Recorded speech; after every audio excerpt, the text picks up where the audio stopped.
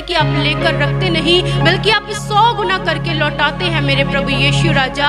आप इन्हें पिता परमेश्वर आशीष के रूप में इन्हें लौटा चुके हैं पिता। हम आपका धन्यवाद करते हैं प्रभु जी। खुदावंदा मैं प्रार्थना करती हूँ पिता आपके पाक वचन के लिए पिता परमेश्वर, जब इस जगह पर आपका पवित्र कलाम खोला जाए मेरे पिता परमेश्वर, तो आपका जीवित कलाम एक एक जन के साथ बात करे पिता परमेश्वर, और इनके बंधन टूटने पाए पिता परमेश्वर, इनके जीवन की कमियां दूर होने पाए प्रभु यीशु राजा, ये आत्मा में उन्नत होने पाए पिता परमेश्वर, और प्रभु आपके वचन में आपके ज्ञान में बढ़ने पाए पिता परमेश्वर। आप एक एक जन को प्रभु जी अपने वचन से भरना मेरे प्रभु यीशु राजा, ताकि ये वचन से भरकर पिता परमेश्वर दूसरों को भी सिखाने वाले बन जाए मेरे पिता परमेश्वर। खुदावंदा सारी कलीसिया को आपके दास को भी पिता हम आपके जीवित हाथों में सौंप देते हैं पिता परमेश्वर। खुदावंदा आप इन्हें अपने हाथों में लेकर चलाएं पिता परमेश्वर, आपका सामर्थी हाथ इन पर बना रहे पिता परमेश्वर। आप मेरी इस विनती प्रार्थना को सुने और ग्रहण करें प्रभु यीशु के सामर्थी नाम से मांग लेते हैं, आमीन। Hallelujah, hallelujah. अब जो समय है वो है वचन का, वचन को पढ़ने का, उसे सुनने का, उसे समझने का। हम सभी लोग बाइबल पढ़ते हैं, लेकिन आपको पता है बाइबल की फुल फॉर्म क्या है? बाइबल की फुल फॉर्म है बेसिक इंस्ट्रक्शन बिफोर लिविंग अर्थ। मतलब इस धरती को छोड़ने से पहले खुदावन ने हमें ये वचन दिया है कि हमें अपना जीवन धरती पे कैसे जीना है। और हम सभी जानते हैं कि जो हमारे टीचर हैं, जो हमारे पास्टर हैं, वो हमें हर मौके के लिए अच्छे से वचन सिखाते हैं ताकि हम अपने जीवन को इस धरती पे अच्छे से बिता पाएँ जैसे खुदावन का आत्मा चाहता है। So he is the best teacher, we all know, है ना? And he is the man who knows how to teach and what to teach in every circumstances. Hallelujah बोलेंगे एक बार जोरदार तालियों के साथ। हम पिता परमेश्वर का धन्यवाद करते हैं इस अद्भुत टीचर के लिए जो उन्होंने हमें दिए हैं।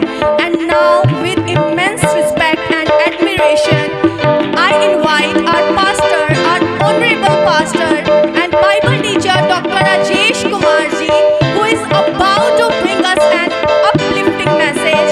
Please join me in to welcoming them with a huge round of applause. Hallelujah! Hallelujah! Hallelujah!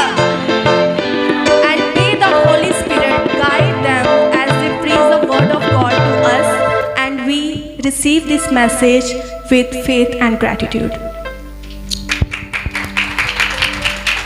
Hallelujah! Praise the Lord, hallelujah.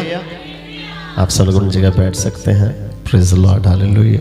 आइए हम खुदा के वचन की ओर जाएं। आप प्रभु की मेज में हम शरीक होने जा रहे हैं, और प्रभु की मेज में शरीक होना हर विश्वासी के लिए बड़ा जरूरी है। जब हम प्रभु भोज की बात करते हैं तो प्रभु भोज मत्ती रचित सुसमाचार उसके 26 अध्याय में प्रभु भोज के बारे में बताया गया, और मरकुस रचित सुसमाचार उसके 14वें अध्याय में प्रभु भोज के बारे में बताया गया, और लूका रचित सुसमाचार उसके 22वें अध्याय में प्रभु भोज के बारे में बताया गया, और पहला कुरिन्थियों उसके 11वें अध्याय में प्रभु भोज के बारे में बताया गया। तो हम आज सबसे पहले निकालेंगे पहला कुरिन्थियों का 11वां अध्याय, और देखिए प्रेरित पौलुस जो अपोस्टल पॉल है वो इस आज्ञा को किस तरीके से बयान करता है। ठीक है, प्रभु यीशु मसीह के समय से लेकर चेलों तक जो प्रभु भोज की आज्ञा थी, आदेश था, उसे वो कैसे फॉलो कर रहे थे, और आगे जाते जाते ये जो आज्ञा, ये जो आदेश, ये जो हुक्म है, इसने एक अलग शेप ले ली, इसने एक अलग रूप धारण कर लिया। वो रूप क्या धारण हो गया उसका, उसको हम समझेंगे। हम पहला कुरिन्थियों जब निकालते हैं उसका 11वां अध्याय निकालें। पहला कुरिन्थियों 11वां अध्याय की 17 आयत से हम पढ़ेंगे, और आपने जब इसको पढ़ना है तो आपने ये समझना है कि खुदावंद आज अपोस्टल पॉल के द्वारा मुझसे बात कर रहा है। खुदावंद आज मुझसे बात कर रहा है क्योंकि मैं एक चर्च का अहम हिस्सा हूं, मैं अपनी कलीसिया का एक खास हिस्सा हूं, मैं कलीसिया का पार्ट हूं। तो कलीसिया का हिस्सा होने के नाते मेरी क्या जिम्मेदारी बनती है। तो वहां पर पहला कुरिन्थियों 11 की 17 को हम पढ़ेंगे। क्या लिखा है वहां पर? परंतु ये आज्ञा देते हुए मैं तुम्हें नहीं सराहता।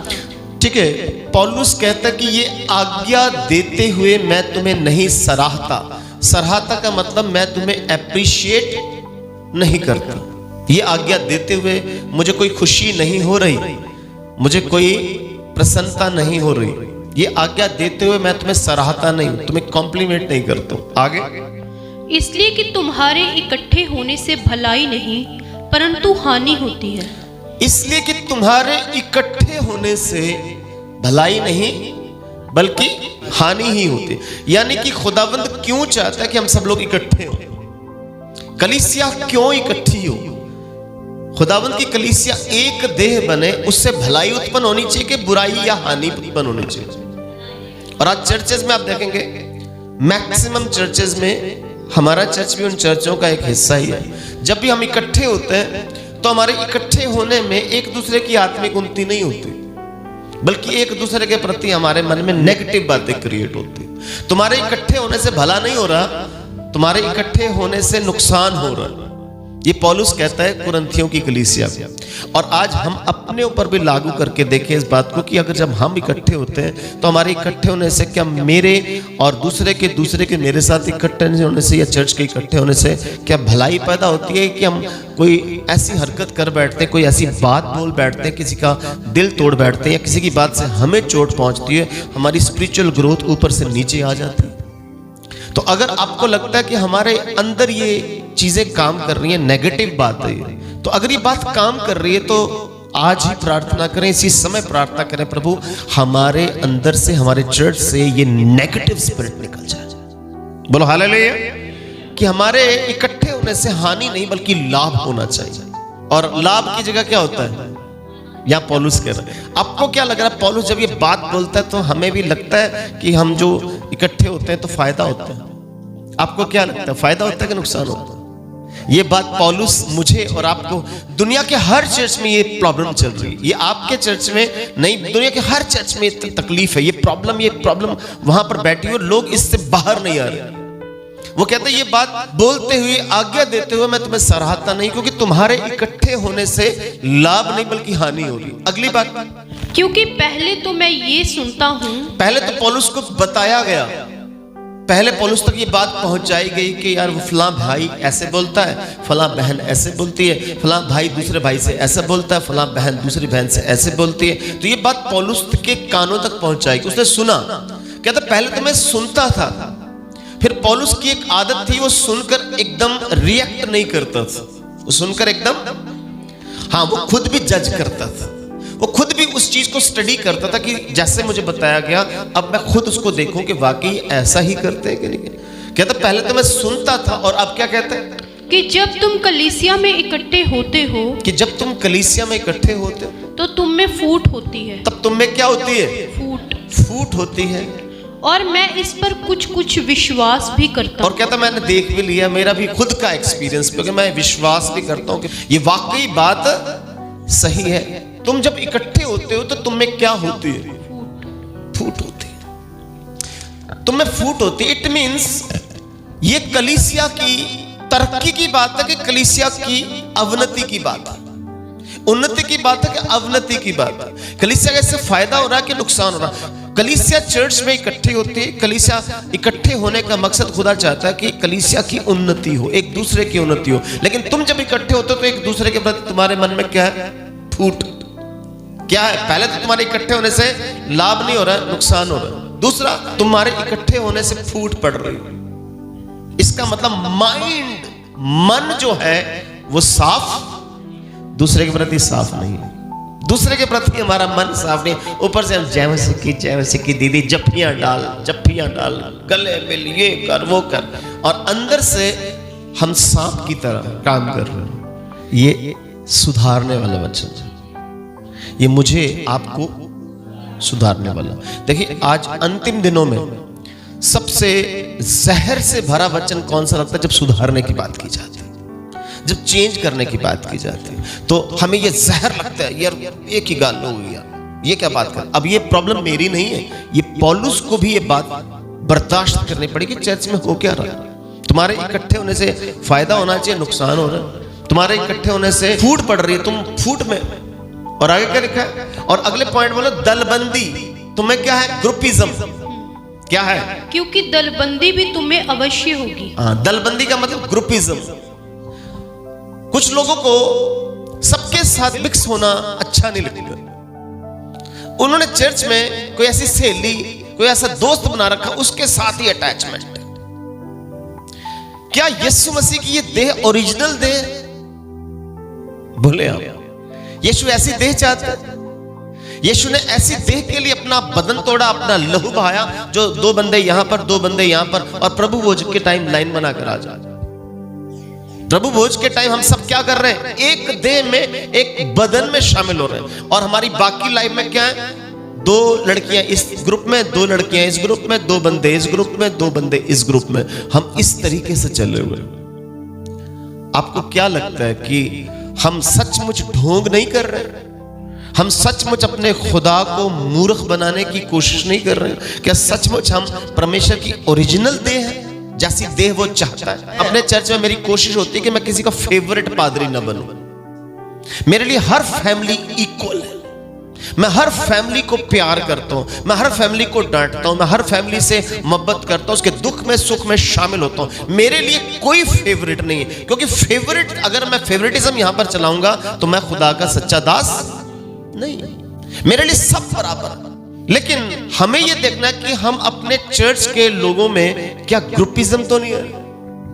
अपने आप को जांचना, प्रभु भोज लेने से पहले देखना कि मैं ग्रुपिज्म तो नहीं। कुछ बंदे मेरे लिए ज्यादा फेवरेट है, जब वो प्रेजेंट होते तो मैं बाकी को भूल जाती हूँ, वो नहीं होती तो मैं दूसरे के साथ चिपक जाती हूँ। अपने आप को जांचना, ये जांचने का समय है। आप क्या सोच रहे हैं? ये बात वचन के अनुसार है। मैं अपनी मर्जी से बात नहीं बोल रहा हूं, खुदा की आत्मा के द्वारा लिखी गई बात है जो बाइबल में है, वो आप तक, कलीसिया तक पहुंचनी जरूरी है। कि चर्च में ग्रुपिज्म नहीं होना चाहिए, चर्च में रिश्तेदारियां निभाने का चलन नहीं होना चाहिए। खाने का टाइम आया तो अपने रिश्तेदारियों को बेस्ट मोटे मोटे पीस पाते, तो बाकियां तरी तरी पाते। ये वो देख रहा है। धर्मी जन पर उस खुदा की आंखें। आप इस बात को समझे। हम भूल जाते हैं वचनों को, हम वचन को भूल जाते हैं। देखिए, यीशु मसीह ने 12 चेलों को चुना, 12 के 12 बिल्कुल परफेक्ट थे। ऐसा हाँ, परफेक्ट इस दुनिया में कोई भी, ये बात आप पक्की कर ले। उस यीशु को भी पता है, हमारे प्रभु को पता है, कोई भी परफेक्ट नहीं है। तो आप हमेशा, हम किसको दोस्त बनाते जो परफेक्ट हो जाए? मेरी गल ना गल बने, मेरी बुराई च पूरा हिस्सेदार हो, मेरे पाप च हिस्सेदार हो, मेरे गलत कम्मा च हिस्सेदार हो, ये मेरा चंगा यार। जेड़ा तुहानू टोक टकाई करदा, ओ यार इन्होंने बुलाना, यार टोक टकाई बड़ी करदा, इन्नू विच पाइए, इन्नू पंगा ही पा देना। लेकिन खुदावंद चाहता है कि वो आपके सुधार के लिए कांटा है। क्या चीज? खुदावंद कई बार जानबूझ के ऐसे लोगों को हमारे बीच में रखता है जो हमें टोका टकाई करते। वो हमारे लिए कांटा होना बड़ा जरूरी है। पौलुस कहता है, मैंने 3 बार प्रार्थना की ये कांटा निकल जाए, लेकिन खुदावंद कहता है मेरा फजल तेरे लिए। इसका मतलब कांटा नहीं निकालेगा खुदा। इसका तो कुछ लोग जानबूझ कर रखें जो हमें चुभेंगे, ताकि हम अपने आप को सेट रखें कि नहीं यार, इन्ने बंदे ने कोई गल करनी है। तो खुदावंद मुझे और आपको चर्च की एक अहम हिस्सेदारी में शामिल होने के लिए कह रहा है कि सबसे पहले ग्रुपिज्म नहीं होना चाहिए। ग्रुपिज्म को छोड़े, अगर है तो प्रार्थना करें इसी समय, परमेश्वर मेरे अंदर से ग्रुपिज्म का स्पिरिट निकाले। एक बात आपको बताता हूं, ये मेरा अनुभव है। कल रात को जब मैं प्रार्थना कर रहा था तो मैंने कहा प्रभु, जब मैं इसको पढ़ रहा था तो मैं कहा प्रभु, हमारे चर्च में भी मैं बहुत सारी चीजों को देखता हूं जो ऐसे होती है। फिर प्रभु ने मुझे कहा कि जो कलीसिया है वो तो देह है। कलीसिया क्या है? और कई बारी कुछ लोग उस देह में अपने आप को ऊपर से तो देह का हिस्सा कहते हैं, लेकिन अंदर से उसमें शामिल, उनका मन उस देह में शामिल, चर्च के किसी काम में, किसी एक्टिविटी में उन्होंने शामिल ही नहीं होना। ऊपर से क्या है? चर्च का हिस्सा। तब परमेश्वर ने मुझे गाइड किया कि जो बंदा ऊपर ऊपर से ये कहेगा कि मैं चर्च का हिस्सा हूं, और अंदर से वो चर्च का हिस्सा नहीं है, वो इस चर्च में टिक ही नहीं पाएगा। वहां पर टिकेगा, वो टिकेगा नहीं, वो उखाड़ देगा खुदा उसे। जितना मर्जी उसके साथ प्यार किया जाए, जितना मर्जी उसके साथ कॉपरेशन किया जाए, जितनी जितनी मर्जी उसकी मदद की जाए, सहायता की जाए, उसे खुदावंद इस कलीसिया से उखाड़ फेंकेगा। क्योंकि नौटंकी खुदा को चाहिए, खुदा को ड्रामेबाजी नहीं चाहिए। ये बात बड़ी क्लियर बता दूं। इसका बहुत बड़ा एग्जाम्पल, हनन्या और सफीरा पति पत्नी थे। क्या थे? पति पत्नी थे। अभी कलीसिया नई नई पैदा हुई है। पिंतेकुस्त के दिन 120 लोगों पर पवित्र आत्मा उतरा और फिर 3000 पर, ऐसे करते करते करते करते कलीसिया बढ़ना शुरू हुई। और प्रभु यीशु के चेलों ने, पतरस ने, 12 चेलों ने जबरदस्त तरीके से लीडरशिप शुरू करी और लोगों ने अपना धन दौलत जमीन जायदाद बेच बूझ कर चेलों के कदमों में रखना शुरू कर दिया कि खुदा का काम बढ़ना चाहिए, प्रभु का काम बढ़ना चाहिए। तो एक यूसुफ नाम का व्यक्ति था, साइप्रस का रहने वाला। उसने अपनी जमीन जायदाद बेची और चेलों ने उसका नाम बरनबास रख दिया। तो जब बरनबास का नाम रखा गया तो उसने जमीन जायदाद बेचकर चेलों के कदमों में रख दी। तो जब चेलों के कदमों में रखी तो कलीसिया ने यह चीज देखी। जब चर्च में कोई व्यक्ति कोई काम करता है तो सारा चर्च देखता है उसे। कुछ लोग देखने के बाद कहते आपा भी इतना करांगे, हम भी ऐसा करेंगे। लेकिन अब इस करने में फर्क होगा। एक आदमी दिल से कर रहा है, खुशी से कर रहा है, बोझ लेके कर रहा है, मोहब्बत से कर रहा है, यानी कि उसको लगता है कि मुझे करना है यार। अब एक आदमी दूसरों को दिखाने के लिए कर रहा है कि उनने कितना, उन मैं भी कर रहा हूं। तो यूसुफ ने अपनी जमीन जायदाद बेचकर चेलों के कदमों में रखी। हनन्या और सफीरा पति पत्नी ने भी किया कि जे यूसुफ ने जमीन जायदाद बेची थी, अप्पा भी जमीन जायदाद बेच के चर्च में दान करना। फर्क क्या है? जब उन्होंने रखी और उन्होंने सारी जमीन बेचकर कुछ पैसा थोड़ा छुपा लिया। कहानी आपको अच्छी तरीके पता है। और पतरस ने पूछा क्या इतने की जमीन थी जो तुमने बेची? क्योंकि पतरस उस समय खुदा की आत्मा से भरा है। आपको मैं बात बताऊं, जब आप झूठ बोलते आप अपने ऊपर जजमेंट ले आते, आपके ऊपर न्याय आएगा। अब झूठ बोला, उनको लगे पतरस भी तो बंदा ही है, साडे वर्गा बंदा, इनू की पता चलता। पास्टर जेश भी साडे वर्गा बंदा है, झूठ बोल रहा की पता चलता। आपको नहीं पता कि किस व्यक्ति के अंदर कब पवित्र आत्मा एक्टिवली काम कर रहा है, खास करके खुदा के सेवकों के साथ। पवित्र आत्मा की अगुवाई में अगर वो चल रहे तो स्पिरिट बताता अब ये बंदा झूठ बोल रहा है कि क्या सच बोल रहा है। बोलो हालेलुया। तो हनन्या और सफीरा हुआ क्या, हनन्या ने जमीन बेची और लाकर कदमों में रख दी पतरस के। और पतरस से कहा कितने की जमीन बेची? कहता हाँ इतने की बेची। तो कहा ऐसा क्यों हुआ हनन्या कि तेरे मन में शैतान समा गया और तूने खुदा के आत्मा से झूठ बोला? पतरस ने ये नहीं कहा मुझसे झूठ बोला, पतरस कहता परमेश्वर के आत्मा से क्या बोला? झूठ बोला। ऐसा क्यों हो गया? और उसी समय बाइबल कहती है कि हनन्या वहीं पर उसके कदमों में गिरा और मर गया। अब इसका क्या मतलब है? क्या खुदा की हजूरी में भेंट लाना, अपना सब कुछ बेच बूझ के जमीन जायदाद बेचकर वहां पर लाना और कुछ चेलों के कदमों में, प्रेरितों के कदमों में रख देना, क्या गुनाह था? गुनाह किस बात का था? क्या उसने क्या बोला? उसने क्या बोला? झूठ बोला। जब आप झूठ बोलते हैं आप स्पिरिचुअली डेड हो जाते हैं, आप आत्मिक तौर पर मर जाते हैं। खुदाबंद आपसे बात करना, आपको गाइड करना बंद करता है। आपका झूठ। आज हमारे चर्च में जो जो इंसान जिसको लगता कि यार मैं छोटी छोटी बातों में झूठ बोलता हूं, छोटी छोटी बातों में झूठ बोलती हूं, याद रखें खुदा आपको गाइड करना बंद कर देगा। जितनी मर्जी दुआ करें आप, जितनी मर्जी बाइबल पढ़े, जितना मर्जी रेगुलर, जितना मर्जी दान करें, जब आप झूठ बोलते हैं वो गाइड करना बंद करता। और बहुत सारे लोग झूठ में तो मास्टर हैं। बाइबल में पहला पाप जो उत्पत्ति की किताब में हुआ वो झूठ बोलने का ही हुआ। शैतान ने उन्हें झूठ बोलना ही सिखाया। तुम खुदा के बराबर हो जाओगे, जबकि खुदा ने अपनी समानता स्वरूप में उनको रचा था और बराबरी क्या करनी चाहिए थी, है ना? उनको झूठ में फंसा लिया। और अंतिम जो पाप है बाइबल में प्रकाशित वाक्य में वो लिखा, झूठ बोलने वाले स्वर्ग के राज्य में एंटर नहीं होंगे। सोचना जरा। तो हनन्या सफीरा क्या कर रहे हैं? झूठ बोल रहे हैं, मर गए। बहुत बार हम झूठ बोलते हैं, बात बात पर झूठ बोलते हैं और सोचते हैं दूसरे को पता चल नहीं रहा। सोचो जरा, यहां पर पतरस ने 3 बार बोला तूने परमेश्वर के आत्मा से झूठ क्यों बोला? तूने परमेश्वर से झूठ क्यों बोला? तूने प्रभु से झूठ क्यों बोला? ऐसा बोला उसने, पतरस ने। इट मींस वो हरकत तो चालाकी वाली कर रहे थे लेकिन मर गए। मरने का मतलब क्या होता है कि आप जीवित तो हैं लेकिन आपसे खुदावन कनेक्ट नहीं होगा, खुदा आपसे बात नहीं करेगा, आपका अभिषेक नहीं उतरेगा, खुदा आपको आपके पाप में बढ़ने देगा, आपको वापस नहीं लाएगा।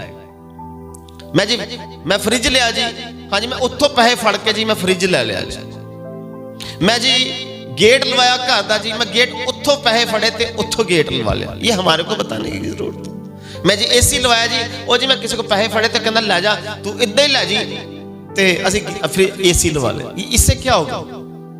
सिंपल बोलो पास्टर जी, हमने प्रार्थना की, परमेश्वर ने ब्लेस किया, खुदावंद ने में चाहे अपने किसी पैसे पकड़े हैं, उधार पकड़े हैं, कुछ लिया, लोन लिया, कुछ भी लिया, व्हाटएवर, अब परमेश्वर ने रास्ता खोला, परमेश्वर ने हमारी जरूरत को पूरा किया।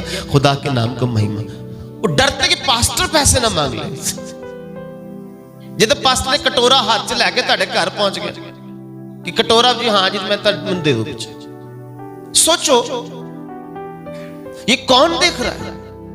पास्टर को खुदा ने कटोरा नहीं दिया, खुदावंद ने उसे तुम्हें ब्लेस करने के लिए छोड़ा।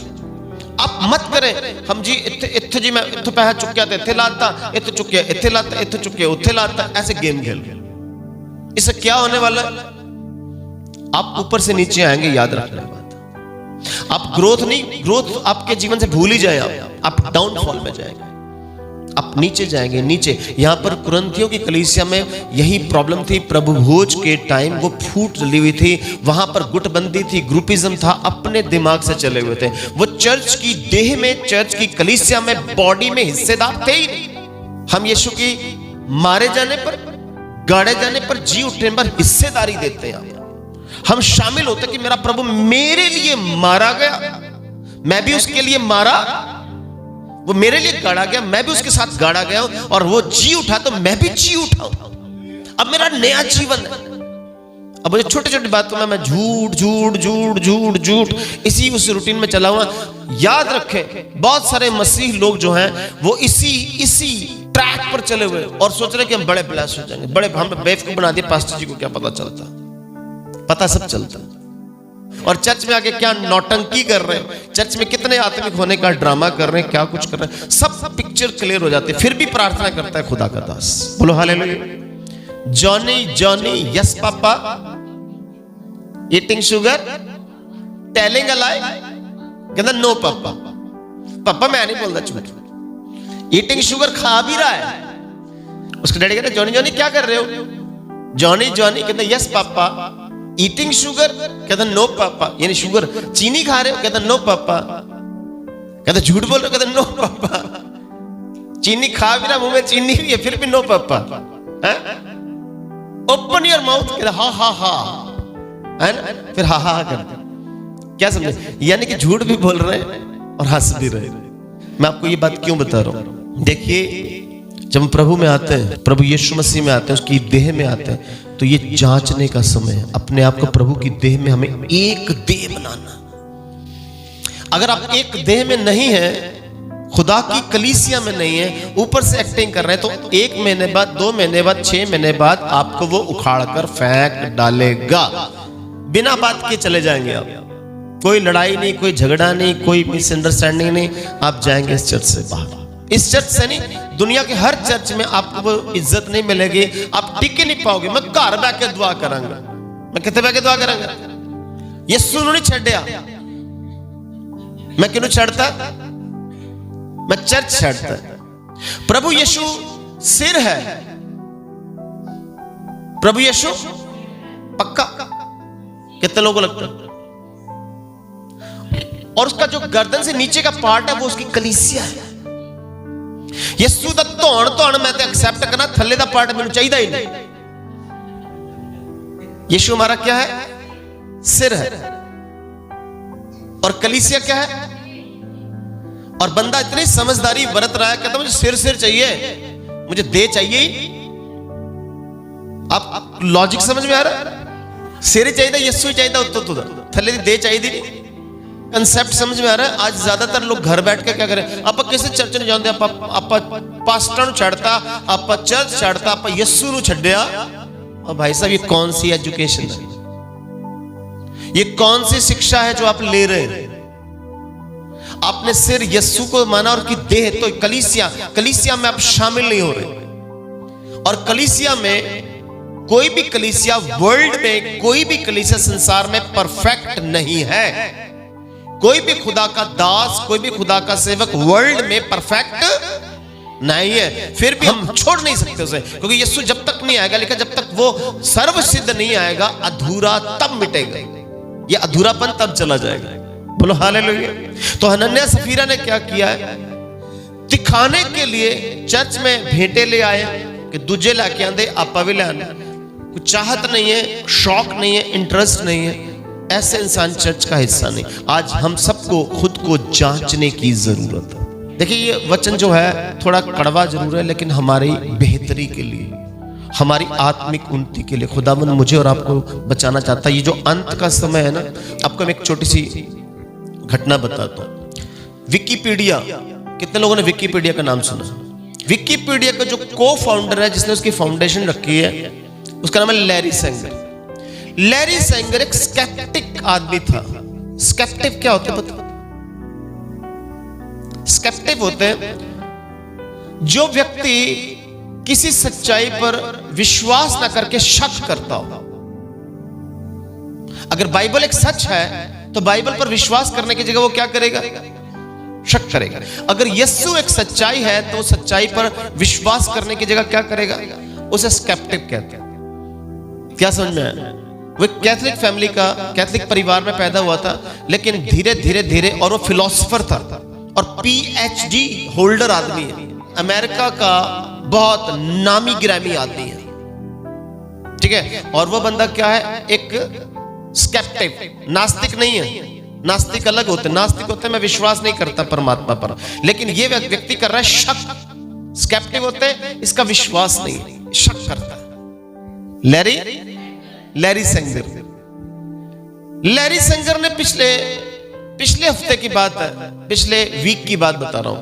लैरी सेंगर ने पिछले वीक, उसके पास कोई पास्टर नहीं गया, कोई विश्वासी नहीं गया, लेकिन उसके मन को खुदा ने ऐसा उभारा कि तू बाइबल पढ़, तू बाइबल पढ़।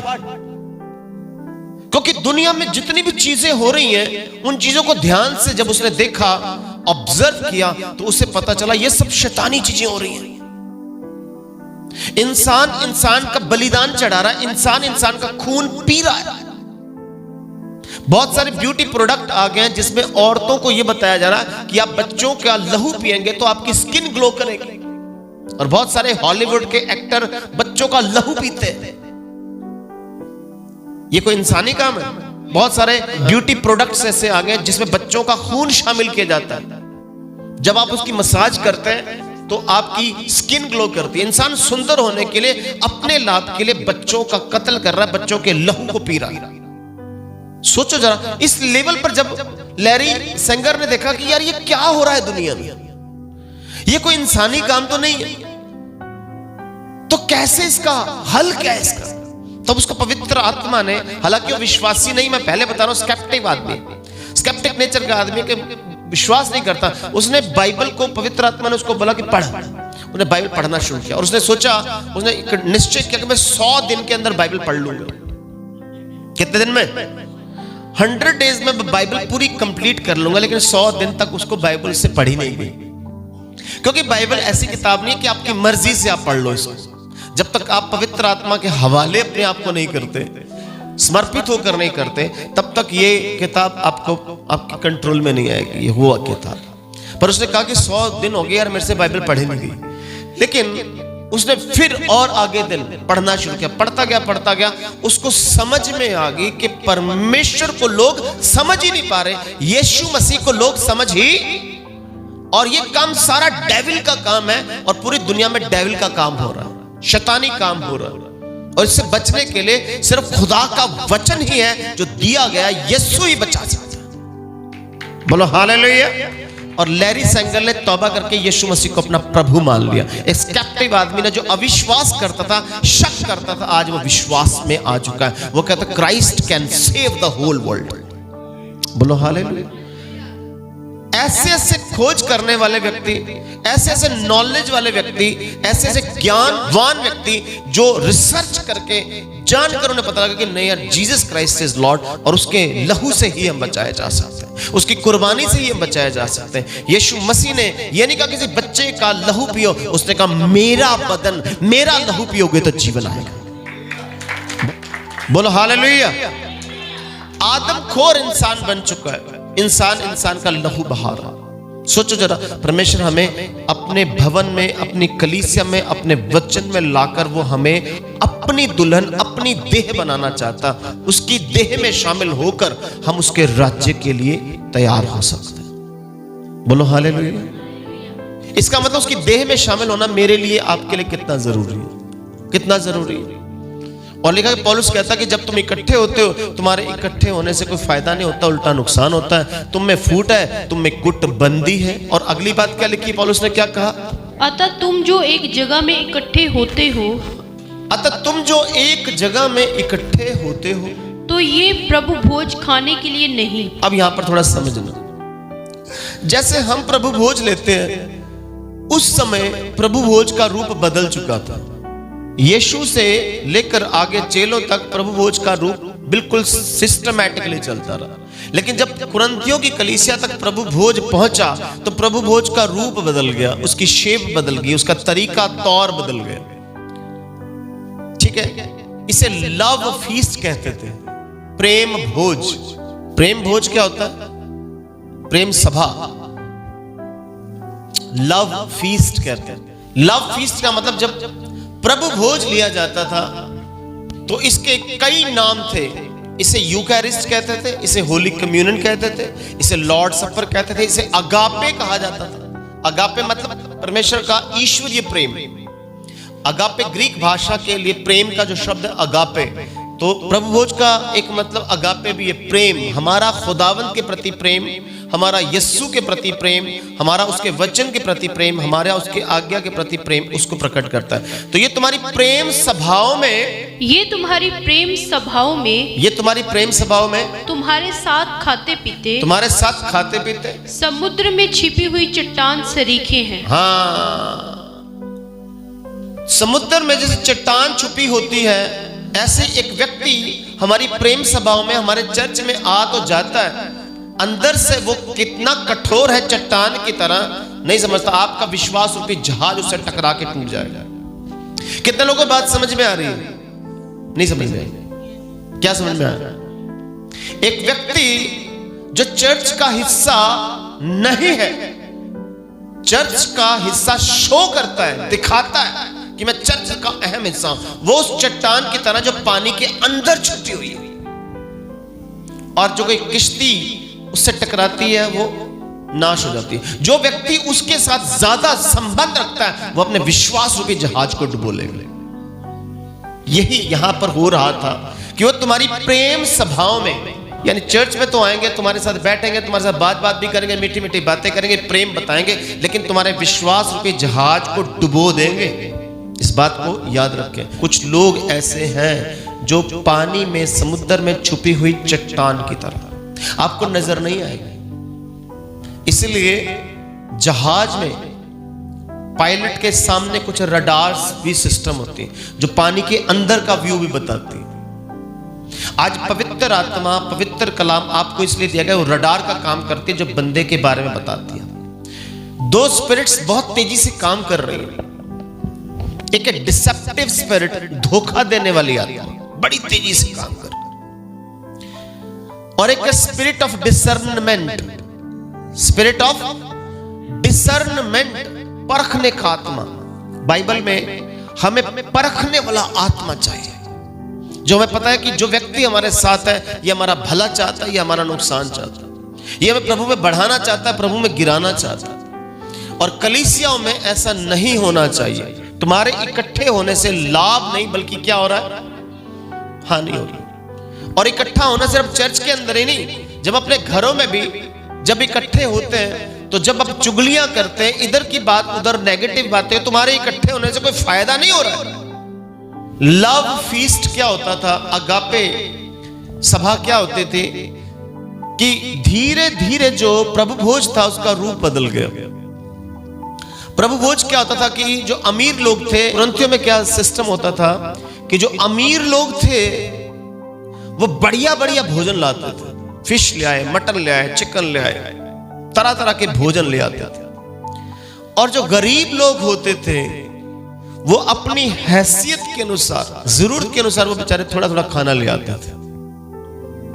लेकिन प्रभु भोज था, प्रभु भोज अमीर और गरीब के फासले को मिटाने के लिए था। यस्सु के लिए सब एक बराबर हैं। यस्सु के लिए कोई अमीर गरीब नहीं है। यस्सु के लिए कोई काला गोरा पतला मोटा नाटा नहीं है। यीशु के लिए सब के सब बराबर। लेकिन वहां पर क्या हो गया, अमीरों की अलग सभा चल रही है और गरीबों की अलग सभा चल रही है, और नाम के लिए वो प्रभु भोज में शामिल हो रहे हैं। चर्च एक ही है, पास्टर एक ही है, कलीसिया एक ही है, लेकिन अमीरों की कलीसिया अलग है और गरीबों की कलीसिया। सोचना जरा, अगर हमारे चर्च में भी थोड़ा अमीर गरीब और थोड़ा रुतबे की बात चलती है तो खुदा उखाड़ फेंकेगा ऐसे लोग। आप सोचते हैं कि शायद हमसे कोई गलती होगी तो वो चलेगा, नहीं, उसको पता चल गया ये टिकने वाली चीज नहीं है, ये यहां की कलीसिया का हिस्सा नहीं। बोलो हालेलुया। तो यहां पर क्या हुआ कि जो अमीर लोग थे, इससे पहले कि प्रभु भोज में शामिल होना है, वो क्या करते थे, अपना खाना अपना पीना पहले ही खा पी मारते थे, पहले खा लेना, और पीछे किसी के लिए कुछ छोड़ा या नहीं छोड़ा इस बात की चिंता ही नहीं करनी, पहले खा लेना। हर व्यक्ति अपने परिवार में, अपने घर में अच्छी रोटी खाता है, लेकिन जब किसी फंक्शन में जाता तो ओछापन दिखाता है। फिर थाली फड़ के इतना करके, भावे किसी का कोट खराब हो जाए, किसी पैंट खराब हो जाए, वो तरी वगदी रहनी, मीट के चक्कर में इसके ऊपर गिरा दिया, उसके गिरा दिया, मतलब ऐसे करते हैं। और आप देखना क्रिश्चियनों का हाल, मसीह लोगों का हाल, सब लोगों, जब रोटी की बात आती है तो उनकी आत्मिकता उनको खुद ही भूल जाती है, हम किस खुदा को मानते हैं। ऐसा ही वहां पर था। क्या लिखता है पौलुस, क्या खाने पीने के लिए तुम्हारे घर नहीं? क्या खाने पीने के लिए तुम्हारे घर नहीं? या परमेश्वर की कलीसिया को तुच्छ जानते हो? हाँ, परमेश्वर की कलीसिया, परमेश्वर की देह, परमेश्वर की दुल्हन, उसको हम तुच्छ समझ रहे हैं। फटाफट खा लो, दूसरे के लिए छूटे ना छूटे हम खा जाए बस। जब चिकन बना तो खा लो, डोंगा भर के पहले नबेड़ दो, किसी लिए बचे भावे बचे ना, सानू लोड़ ही कोई नहीं। ऐसी सोच रखने वाला मसीह की देह में शामिल नहीं हो सकता। आगे बढ़े। और जिनके पास नहीं है उन्हें लज्जित करते हो। मैं तुमसे क्या कहूँ? पौलुस कहता है मैं तुमसे क्या कहूँ? क्या इस बात में तुम्हारी प्रशंसा करूं? क्या तुम्हारी प्रशंसा करूं, तुम्हारी तारीफ करूं? नहीं, मैं प्रशंसा नहीं करता। मैं प्रशंसा नहीं करता, क्योंकि ये बात मुझे प्रभु से पहुंची। ये बात मुझे प्रभु से पहुंची और मैंने तुम्हें भी पहुंचा दी। अब ये बात पौलुस उनको डांटने के लिए, उनको जलील करने के लिए, उनको निकम्मा बनाने के लिए नहीं कहता, ये बात मुझे प्रभु से पहुंची और मैंने तुम्हें बता दी। क्यों बताई? क्योंकि तुम अपने आप को प्रभु यीशु मसीह की देह समझते हो, दुल्हन समझते हो, उसकी बॉडी ऑफ क्राइस्ट समझते हो, लेकिन मन में तुम्हारे गड़बड़ चली हुई है, मन में तुम्हारे फूट चली हुई, मन में गुटबंदी चली है, ग्रुपिज्म चला है, मन में हम दूसरे बंदे को तुच्छ समझ रहे हैं, हम प्रभु की देह का हिस्सा नहीं हो सकते। जब भी प्रभु की देह में शामिल हो, इसमें हिस्सेदारी, इसमें पार्ट टेकिंग करें, तो हम सबसे पहले अपने आप को जांचें। किसको जांचें? कि प्रभु यीशु आपने मेरे लिए लहू बहाया, मैं इस लायक नहीं था, मैं इस योग्य नहीं था कि आप मुझ पापी के लिए लहू बहाते, लेकिन आपने उससे प्रेम किया। जब आप ये सोचते हो तो सिर्फ आपके लिए नहीं, उसने सारी दुनिया के पापियों के लिए लहू बहाया। बोलो हालेलुया। उसने सब पापियों के लिए इक्वल लहू बहाया। तो इसका मतलब मुझे अपने आप को जांचना है। और जब प्रभु भोज लेने आ रहे हैं तो किसी भी चर्च के किसी भी व्यक्ति के प्रति आपके मन में नेगेटिविटी ना हो। नेगेटिविटी, हाँ, ये जेलसी का जो फैक्टर है ये हमें उन्नति की ओर नहीं लेके जाएगा। इसलिए प्रभु कहता है कि अपने आप को जांच लो, और जब भी इसमें शामिल होते हो तो इसे अनुचित रीति से नहीं लेना। अनुचित रीति मतलब इसको फॉर्मेलिटी, ट्रेडिशनल व्यू में अपने तरीके से मत लो इसे। इसका मतलब प्रभु भोज मेरे लिए कितना जरूरी और अहम खुदा का हुक्म है, मुझे अपने आप को जांचना है। आज हमें बहुत बड़े बलिदान देने की जरूरत नहीं है। आज खुदा कहता है सिर्फ अपने मन पर काम कर, अपने माइंड को प्योर कर, प्योरीफाई। जब हम मन दूसरे के प्रति प्योरीफाई करते हैं तो खुदा हमें ब्लेस करता है। बोलो हालेलुया। मैं आपका पास्टर हूं, मैं आपका सेवक हूं, मुझे खुदा ने ठहराया। मैं आपको ये बात क्यों बोल रहा हूं? मैं आपको खुश करने की बातें भी बोल सकता हूं। बेस्ट कर रहे तुझे, best best best best best कर रहे। उससे क्या होना? उससे ये होना कि आप अपनी गलतियों को आदत बना लेंगे। आप सुधरने की जगह नाश में चले जाएंगे। मैं हर बार ये बात बोल रहा हूं, हर बार ये प्रभु भोज आपके लिए ड्रामा नहीं है। ये प्रभु भोज आपके लिए ट्रेडिशन नहीं है। ये प्रभु भोज आपके लिए रिवाज नहीं है।